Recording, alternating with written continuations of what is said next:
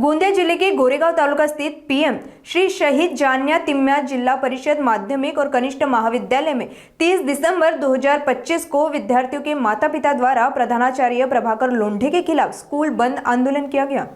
अभिभावकों का आरोप है कि प्रधानाचार्य ने स्कूल प्रबंधन समिति की अनुमति या सुझाव को नजरअंदाज करते हुए शासन से मिले धन का मनमानी और गलत उपयोग किया। साथ ही उन पर भ्रष्टाचार के गंभीर आरोप भी लगाए। इस विरोध और स्कूल को बचाने के लिए उन्होंने प्रधानाचार्य हटाओ की मांग करते हुए स्कूल में ताला लगाकर आंदोलन किया। इससे पहले भी प्राचार्य लोंढे को स्कूल से हटाया गया था, लेकिन उन्होंने न्यायालय से स्थगन प्राप्त कर फिर से प्रधानाचार्य पद संभाला, जिसके बाद अभिभावकों और प्राचार्य के बीच विवाद और तीव्र हुआ। अब प्रशासन की प्रतिक्रिया और आगे की कार्रवाई पर सभी की नजरें टिकी हुई है। जे मुख्याध्यापक आहेत प्रभाकर लोंढे हे हुकुमशाही पद्धतीनं कारभार करतात। शाळा व्यवस्थापन समितीला विश्वासात न घेता एक मर्जीनं अनेक म्हणजे हुकुमशाही पद्धतीने ते काम करतात आणि विश्वासात घेत नाही आणि भारी मोठ्या प्रमाणामध्ये त्यांनी निधीमध्ये भ्रष्टाचार केलेला आहे।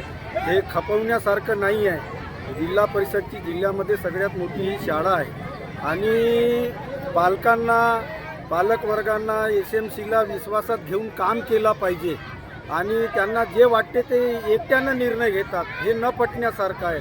आणि त्यांची बदली झाली होती, ते जिद्दीनं पेटून कोर्टात जाऊन पुन्हा मी इथंच येईन अशी त्यांची भूमिका आहे। आमची प्रशासनाला विनंती आहे की त्यांनी तातडीनं त्यांची चौकशी लावून त्यांना इथून हटवलं पाहिजे। आम्ही जिल्हा परिषद कनिष्ठ महाविद्यालय PM श्री शाळा गोरेगाव येथील शाळा व्यवस्थापन समिती संपूर्ण आमचे सभासद आहेत। मी अध्यक्ष आदेश तुलकर आणि आमचे सहकारी शैलेश जांभूळकर यांनी शाळेमध्ये जो भ्रष्टाचार झालेला होता, PMCचा जो जेवढा निधी आलेला होता त्याच्यामध्ये आम्हाला विश्वासात न घेता संबंधित मुख्याध्यापक त्यावेळचे प्रभाकर लोंढे यांनी आम्हाला समितीला न विचारता कोणताही ठराव न घेता लाखो रुपयाची अफरातफर करून ठेवली।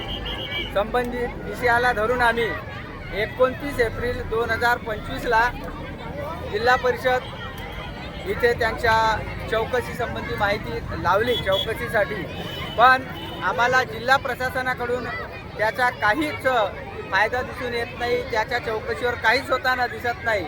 म्हणून नाईलाजास्तव आम्ही या ठिकाणी आज शाळेला कुलूप ठोकण्याचा निर्णय घेतला आहे। या आंदोलनामध्ये आमचे गावचे सर्व नागरिक, पालकवर्ग, विद्यार्थीसुद्धा आणि आमच्या गावातील आता नुकतेच नगरपंचायतमध्ये जेवढे पार्षद निवडून आले आणि अध्यक्ष यांच्या सुद्धा या आंदोलनामध्ये सहभाग आहे आणि गावाचा विकास व्हावा।